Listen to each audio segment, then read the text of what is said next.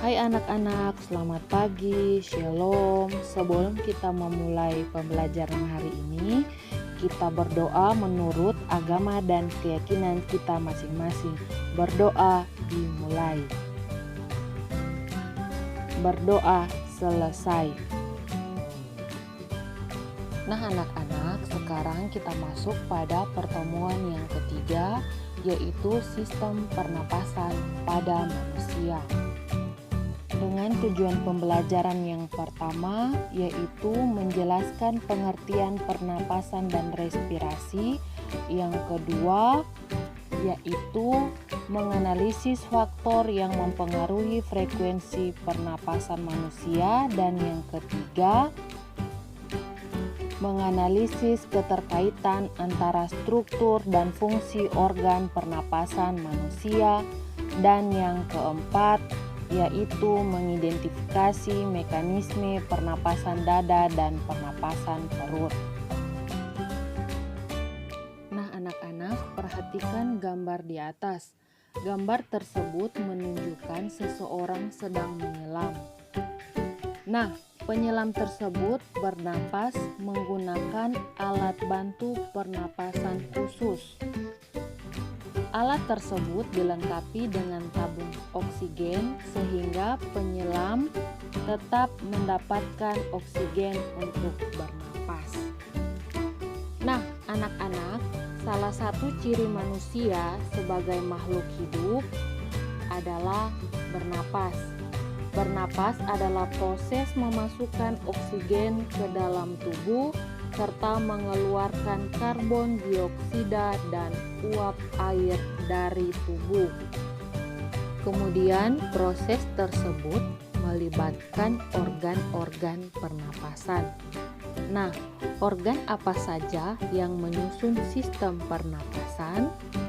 Untuk mengetahuinya, lakukanlah terlebih dahulu kegiatan berikut.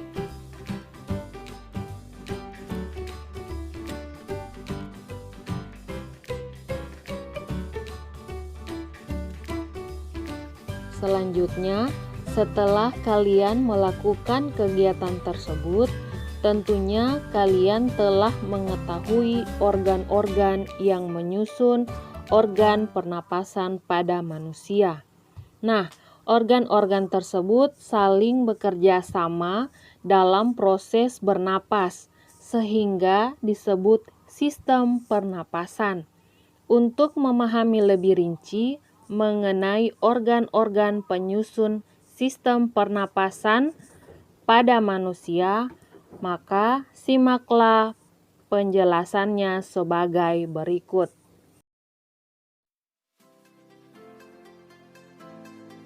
Nah, anak-anak, organ pernapasan manusia yaitu yang pertama hidung, kemudian yang kedua faring, yang ketiga laring atau pangkal tenggorokan, dan yang keempat batang tenggorokan atau trakea, yang kelima cabang batang tenggorokan atau bronkus, yang keenam paru-paru atau pulmo, dan yang ketujuh alveolus.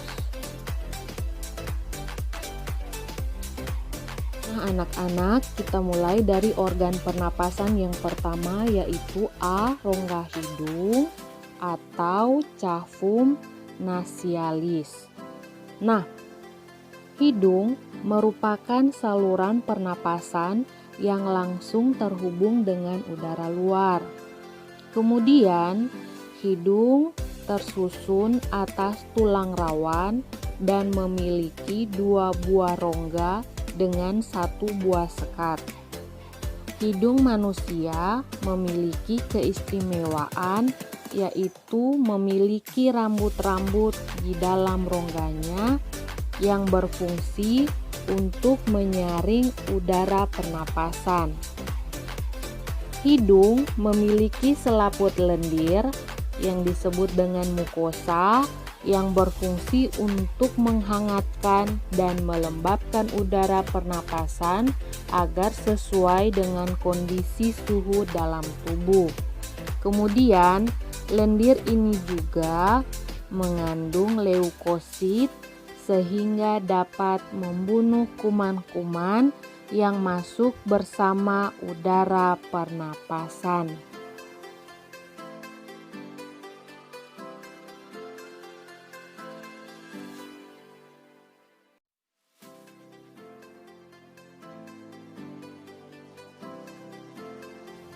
Kemudian B yaitu tekak atau faring.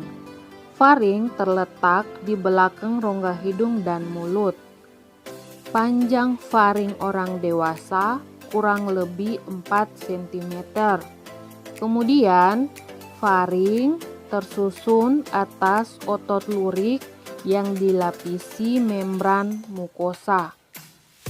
Faring berfungsi sebagai saluran udara dan saluran makanan.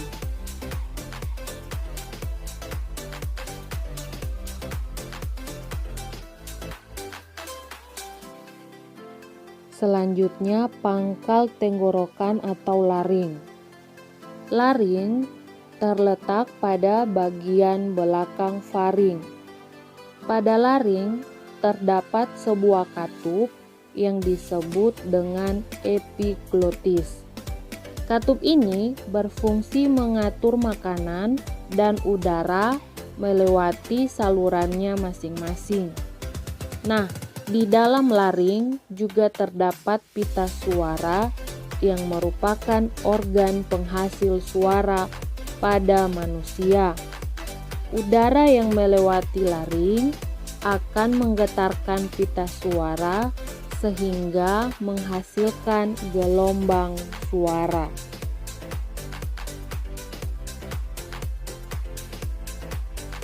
D. Batang tenggorokan atau trakea. Batang tenggorokan atau trakea merupakan saluran pernapasan yang memanjang dari pangkal rongga mulut sampai ke rongga dada.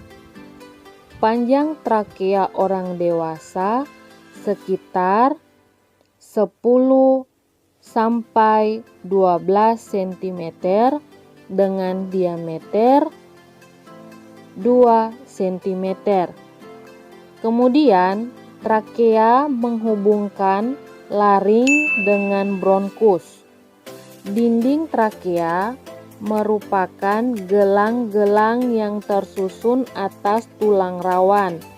Di dalamnya terdapat sel-sel epitel dengan rambut getar yang berfungsi mengeluarkan kotoran yang masuk bersama udara pernapasan.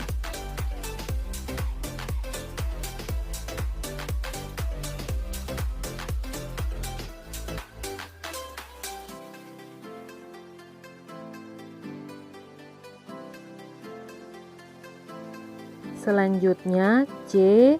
Batang tenggorokan atau bronkus.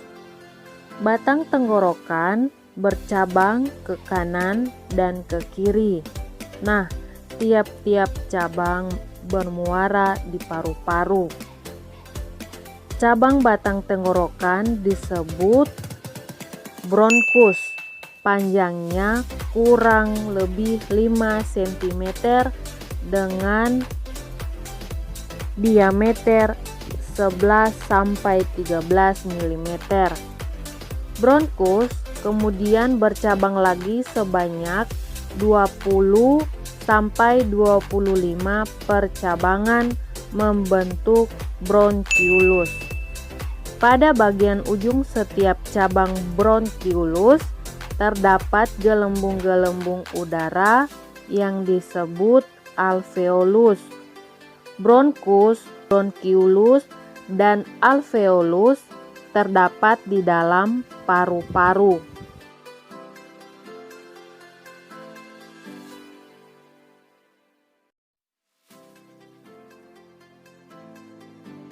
Selanjutnya F.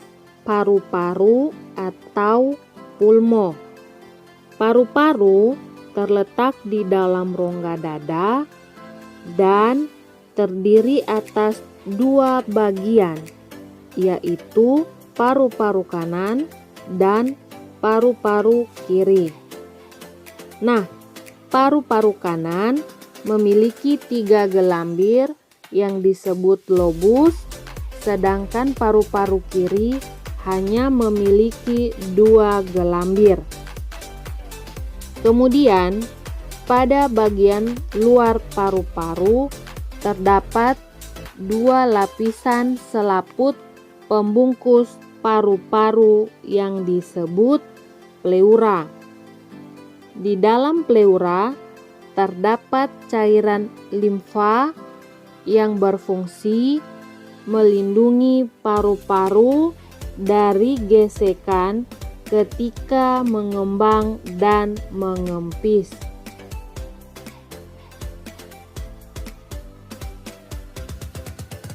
Nah, yang terakhir G.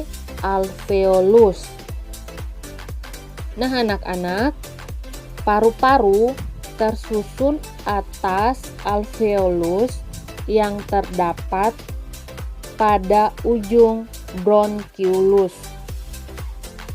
Alveolus tersusun atas jaringan epitel pipi dengan dinding yang elastis dan mengandung banyak kapiler darah. Struktur tersebut memungkinkan terjadinya pertukaran gas secara difusi. Nah, oleh karena itu, alveolus berperan sebagai tempat pertukaran gas oksigen dan karbon dioksida pada proses pernapasan. Selain itu, alveolus berbentuk gelembung-gelembung seperti buah anggur sehingga memperluas bidang pertukaran gas.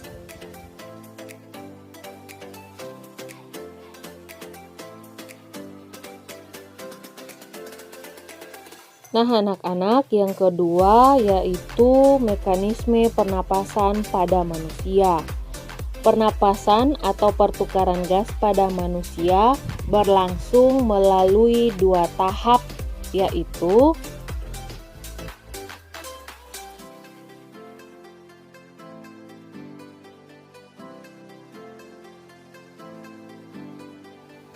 yang pertama, pernapasan luar atau eksternal. Nah, pernapasan luar merupakan pertukaran gas oksigen atau O2 dan karbon dioksida atau CO2 yang terjadi antara udara dan darah.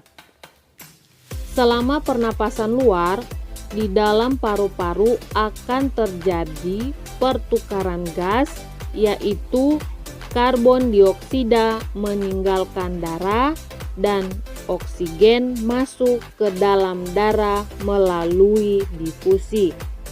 Selanjutnya, oksigen akan berikatan dengan protein dalam darah yang disebut hemoglobin atau Hb dan membentuk oksihemoglobin atau HBO2. Nah, reaksi kimianya yaitu Hb ditambah O2 menjadi HBO2. Kemudian yang kedua, pernapasan dalam atau internal.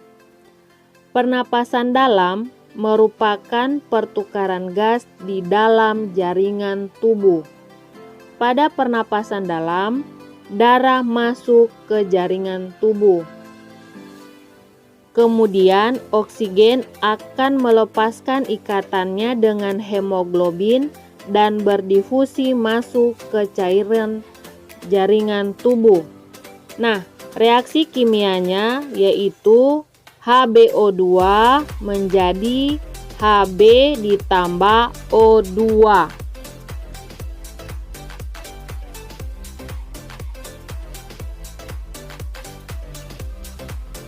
Nah, anak-anak, Mekanisme pernapasan pada manusia dibagi menjadi dua, yaitu yang pertama A. Pernapasan dada. Pada pernapasan dada, bagian yang memiliki peran penting adalah otot antar tulang rusuk.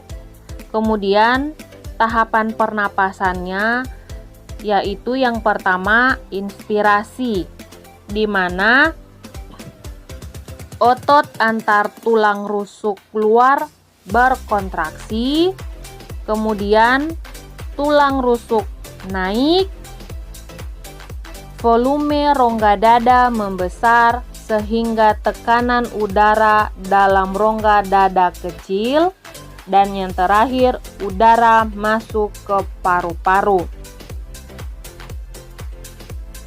Kemudian yang kedua, ekspirasi, di mana otot antar tulang berelaksasi, kemudian tulang rusuk turun, volume rongga dada mengecil sehingga tekanan udara dalam rongga dada membesar, dan yang terakhir udara keluar dari paru-paru. Kemudian B. Pernapasan perut. Otot diafragma memiliki peran paling penting pada proses pernapasan perut.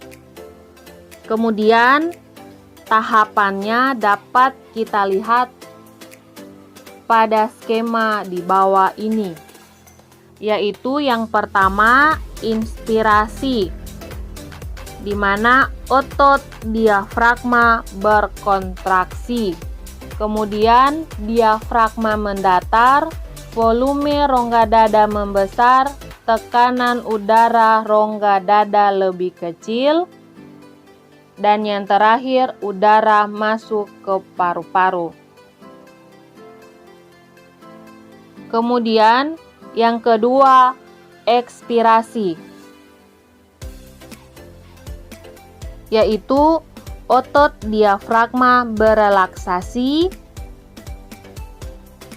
diafragma melengkung, volume rongga dada mengecil, tekanan udara dalam rongga dada lebih besar, udara keluar dari paru-paru.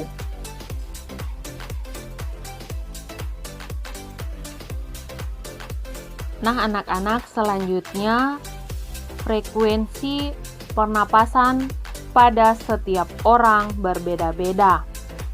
Ada beberapa faktor yang mempengaruhi frekuensi pernapasan, yaitu yang pertama usia.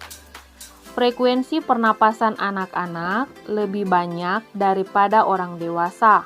Hal ini karena anak-anak membutuhkan oksigen lebih banyak dalam proses pertumbuhannya. Kemudian yang kedua, jenis kelamin. Secara umum, laki-laki memiliki frekuensi pernapasan yang lebih banyak daripada manusia.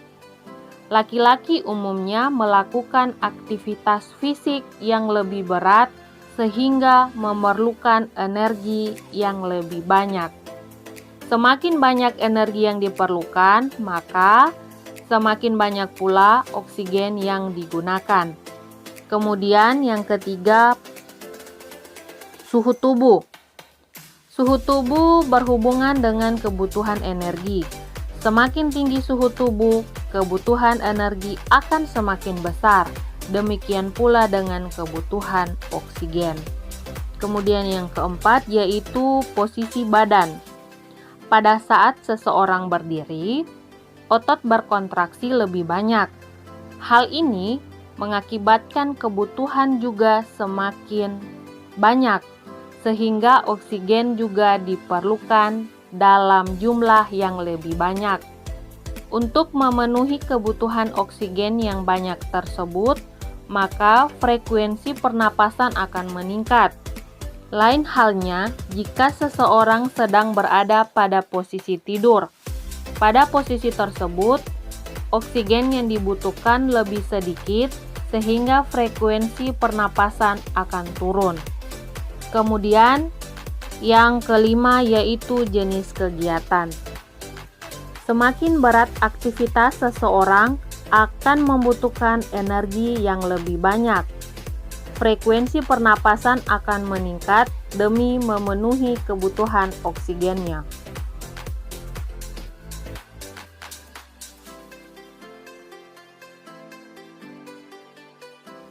Nah, yang ketiga yaitu volume udara pernapasan, yaitu jumlah udara pernapasan yang keluar masuk melalui sistem pernapasan. Kemampuan paru-paru menampung udara pernapasan disebut kapasitas paru-paru. Nah, volume udara pernapasan dapat dibedakan menjadi beberapa macam, yaitu yang pertama, volume tidal, besarnya 500 ml, di mana volume udara pernapasan biasa. Kemudian yang kedua yaitu volume cadangan inspirasi, besarnya 1500 ml, atau udara komplementer, yaitu udara yang masih dapat dimasukkan secara maksimal ke dalam paru-paru setelah melakukan inspirasi biasa. Kemudian yang ketiga yaitu volume cadangan ekspirasi, besarnya 1500 ml, atau udara suplementer, yaitu udara yang masih dapat dikeluarkan secara maksimal dari paru-paru setelah melakukan ekspirasi biasa. Kemudian yang keempat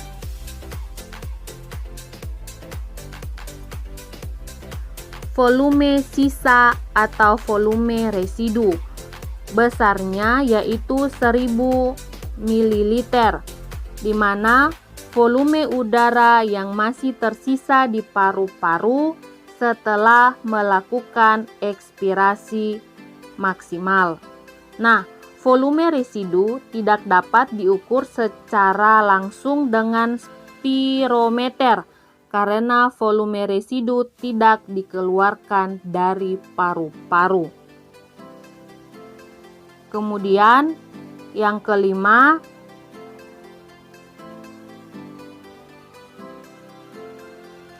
yaitu kapasitas vital, besarnya 3500 ml, di mana volume udara yang dapat dikeluarkan semaksimal mungkin setelah melakukan inspirasi maksimal.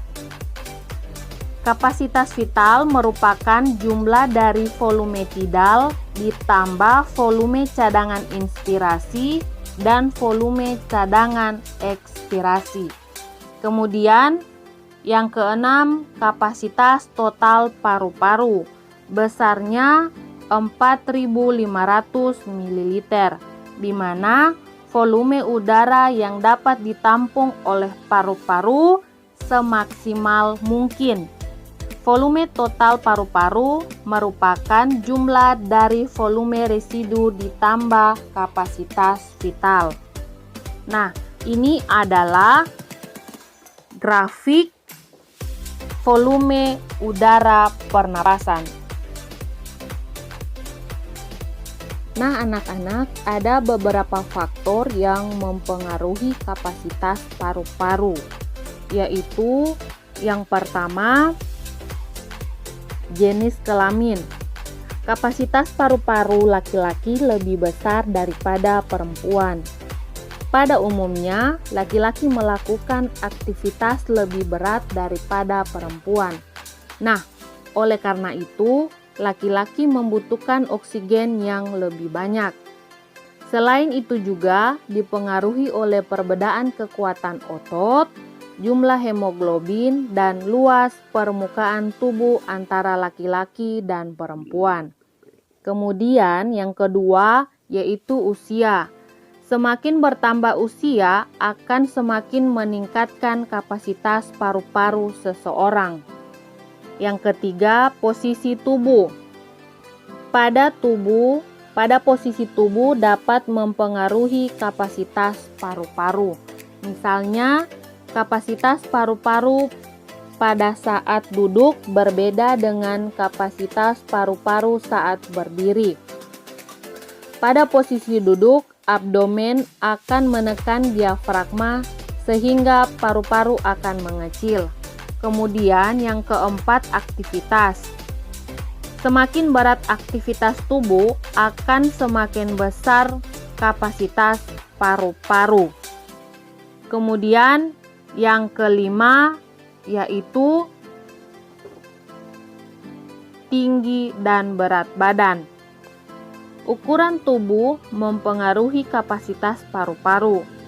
Semakin tinggi tubuh seseorang akan semakin besar kapasitas paru-paru.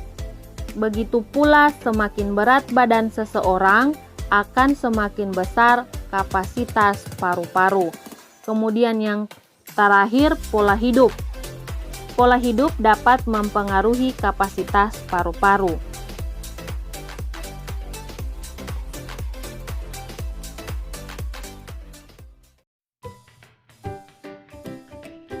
Nah anak-anak, sekian video pembelajaran kita di hari ini.